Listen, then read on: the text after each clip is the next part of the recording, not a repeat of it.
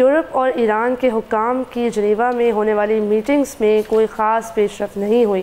یہ میٹنگز اس لیے اہم تھیں کیونکہ ڈونلڈ ٹرمپ کی وائٹ ہاؤس میں ممکنہ واپسی سے پہلے ایران کے نیوکلیئر پروگرام پر سنجیدہ مذاکرات کی امید کی جا رہی تھی۔ ناظرین، اس حوالے سے ہم آپ کو مزید آگاہ کریں کہ یہ جو میٹنگز ہیں یہ امریکن الیکشنز کے بعد پہلی بار ہو رہی تھیں، اور اس سے پہلے ایران یورپی یونین کی ایک قرارداد سے ناراض ہو چکا تھا جس میں اس پر IAEA کے ساتھ تعاون نہ کرنے کا الزام لگایا گیا تھا۔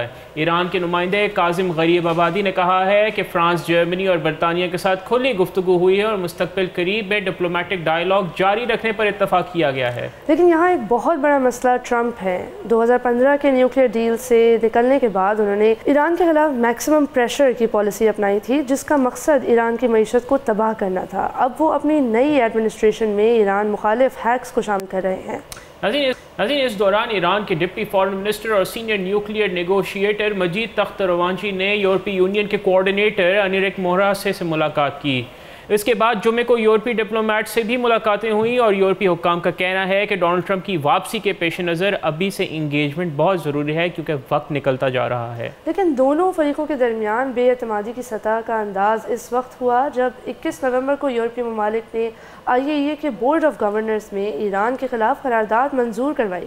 انہوں نے ایران کے ویپنز گریڈ یورینیم کے اسٹاک کو محدود کرنے کی آخری لمحات کی اقدام کو ناکافی قرار دے دیا ہے۔ ناظرین، ایران نے اس حوالے سے IAEA کو پیغام بھیج دیا ہے کہ وہ انریچمنٹ پلانٹس میں مزید یورینیم انریچنگ سینٹریفیوجز کا استعمال کرے گا۔ یہ ایک سنگین پیش رفت ہے۔ فرانس کے انٹیلیجنس سروس کے سربراہ نکولس لرنر نے غیر معمولی طور پر پبلک بیان میں کہا ہے کہ آنے والے مہینوں میں ایرانی نیوکلیئر پرولیفریشن کا حقیقی خطرہ موجود ہے۔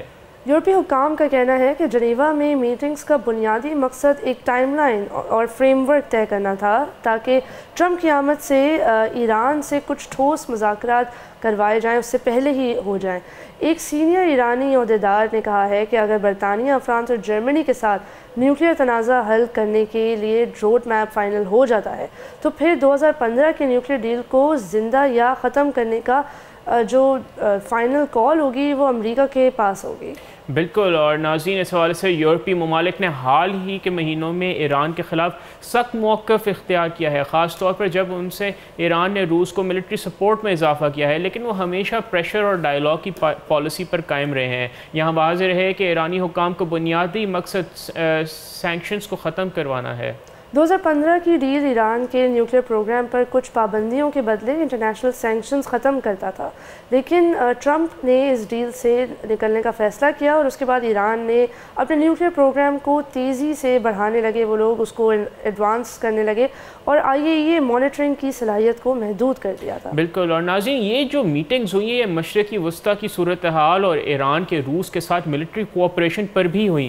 یہ میٹنگز اس وقت ہو رہی ہیں جب اسرائیل اور ایران کے درمیان آل آؤٹ وار کا خطرہ منڈلا رہا ہے۔ حالانکہ لبنان میں اسرائیل اور ایران کے اتحادی حزب اللہ کے درمیان سیز فائر ہوا ہے۔ نیتنیاہو نے منگل کو کہا ہے کہ وہ اسرائیل کی توجہ ایران کی طرف موڑنا چاہتے ہیں، اور ہم نے آپ کو پہلے بھی بتایا تھا کہ یہ سیز فائر بالکل میننگ لیس ہے، اس میں صرف حزب اللہ کے ہاتھ باندھے گئے ہیں۔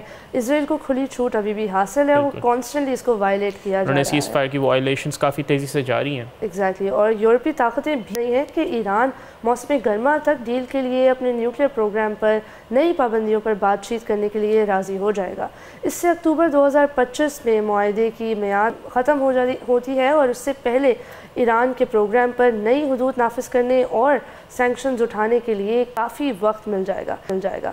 لیکن یہ واضح نہیں ہے کہ ٹرمپ مذاکرات کی حمایت کرتے ہیں یا نہیں اور کیا وہ اسے کنٹینیو بھی کریں گے، اور اس وقت مڈل ایسٹ کے فیوچر کے لیے یہ ایک بہت بڑی، بہت سگنیفیکنٹ سوال ہے، اسپیشلی کنسیڈرنگ دا فیکٹ کہ اب سیریا میں بھی یہ جو سول وار شروع بالکل جو انسرٹنٹی اور جو انریسٹ سیریا تک وائڈ اسپریڈ ہو۔